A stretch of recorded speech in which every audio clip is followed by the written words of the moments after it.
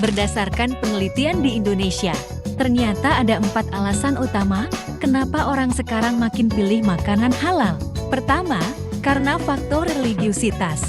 Semakin tinggi tingkat keimanan seseorang, biasanya makin kuat juga niatnya buat konsumsi yang halal-halal aja.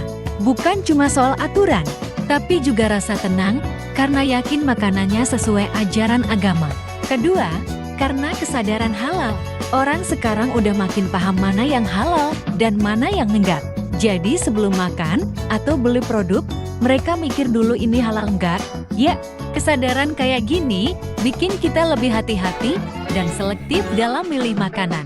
Ketiga, soal sertifikasi halal. Label halal dari MUI itu bukan cuma stiker tempelan, tapi jaminan kalau produk tersebut udah melewati proses pemeriksaan yang ketat. Artinya, aman, bersih, dan berkualitas. Dan yang keempat, dari bahan makanannya sendiri. Anak muda zaman sekarang tuh udah cerdas banget sebelum beli. Mereka sempetin baca komposisinya dulu, aman nggak buat tubuh, dan tentu aja halal atau enggak.